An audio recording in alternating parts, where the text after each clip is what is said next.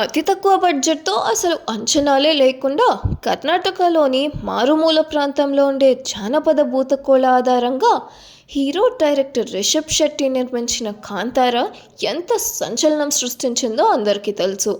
ఒక చిన్న కన్నడ సినిమాగా ప్రారంభమై సునామీలాగా దేశాన్ని ఓ ఊపు ఊపింది ఈ సినిమా. ఈ సినిమాకు భారతదేశంలో ఉన్న ప్రేక్షకులు బాగా కనెక్ట్ అయ్యారు. లాభాల పంట పండించేశారు. సహజంగా మనం సినిమాలకు సీక్వెల్ చూస్తూ ఉంటాము.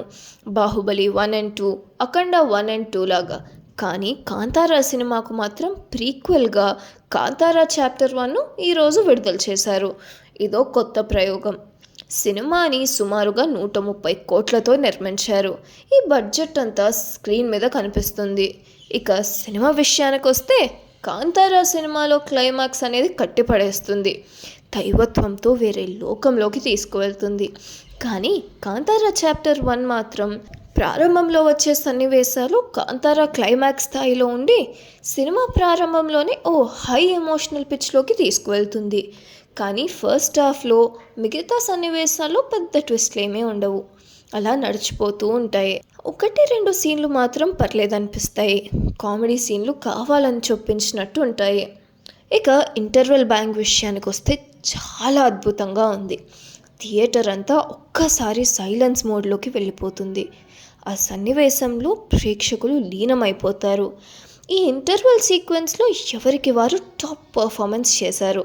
ప్రత్యేకించి కెమెరామ్యాన్ అండ్ బీజిఎం ఇరగదీశారు. ముఖ్యంగా హీరోయిన్ రుక్మిణి వసంత్ పర్ఫార్మెన్స్ చేసే అవకాశం పెద్ద లేకపోయినా సినిమాకు తన అందంతో గ్లామర్ తీసుకొచ్చింది. ఇక అద్భుతమైన ఇంటర్వెల్ బ్యాంక్ తర్వాత సెకండ్ హాఫ్పై అందరికీ అంచనాలు పెరిగిపోతున్నాయి. సెకండ్ హాఫ్ సాదాసీదాగా లేకపోయినా 5-6 సన్నివేశాలు మాత్రం ప్రేక్షకులను కథలో లీనం చేసేట్టు చేస్తాయి. ఇక క్లైమాక్స్ చాలా లెంతీగా చాలా బాగుంది. ప్రత్యేకించి దైవత్వాన్ని ఇష్టపడేవారు, జానపదాలను ఇష్టపడేవారు, ప్రకృతిని ప్రేమించేవారు క్లైమాక్స్కు బాగా కనెక్ట్ అవుతారు. మరీ 'కాంతారా' స్థాయిలో కాకపోయినా 'కాంతారా చాప్టర్ 1'లో మాత్రం క్లైమాక్స్ ఆకట్టుకునే విధంగానే ఉంది. వరాహ రూపం పాట మళ్ళీ వినబడుతుంది. అక్కడక్కడ కన్నడ డైలాగులు వినిపిస్తూ ఉంటాయి. ఇక నటీనటుల విషయానికి వస్తే రిషబ్ శెట్టి కష్టం, శ్రమ ఈ సినిమాలో కళ్ళకు కట్టినట్టు కనపడుతుంది. అప్పుడప్పుడు ఏమనిపిస్తుందంటే తనను తాను పాన్ ఇండియా హీరోగా ఎలివేట్ చేసుకోవడానికి రిషబ్ శెట్టి కథను కొద్దిగా డీవియేట్ చేశాడేమో అనిపిస్తుంది. But still Rishab Shetty performance చాలా బాగుంది. ఇక హీరోయిన్ రుక్మిణి వసంత్, ఈవిడ విషయానికి వస్తే ఆమె ఈ సినిమాకు గ్లామర్ తెచ్చింది. యువరాణి పాత్రలో చాలా అందంగా కనిపించింది. పర్ఫార్మెన్స్కి పెద్ద స్కోప్ ఏమీ లేదు. సినిమాకు కెమెరామెన్ చాలా బాగా సన్నివేశాలను చిత్రీకరించాడు. చాలా వరకు సన్నివేశాలు అడవిలో న్యాచురల్గా తీసినవే. కెమెరామ్యాన్ పనితనం స్పష్టంగా కనిపిస్తుంది. ఇక లోక్నాథ్ సంగీతం విషయానికి వస్తే తెలుగు ప్రేక్షకులకైతే అంతగా నచ్చదు. బహుశా కన్నడ ప్రేక్షకులను దృష్టిలో పెట్టుకొని సంగీతం అందించుంటాడు. కానీ బీజిఎం మాత్రం అత్తరు కొట్టేశాడు. సినిమా చూసినంతసేపు బీజిఎం ప్రేక్షకులను వేరే లోకంలోకి తీసుకెళ్తుంది. ఒక రకంగా చెప్పాలంటే సినిమాకి బీజిఎం గుండెకాయ లాంటిది.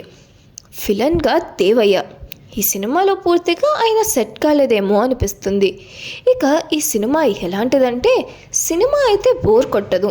సినిమా బాగుంది, కాకపోతే హై ఎక్స్పెక్టేషన్స్తో 'కాంతారా'ను ఊహించుకొని వెళ్తే మాత్రం ఆ స్థాయిలో ఉండదు, సాటిస్ఫాక్షన్ ఇవ్వదు.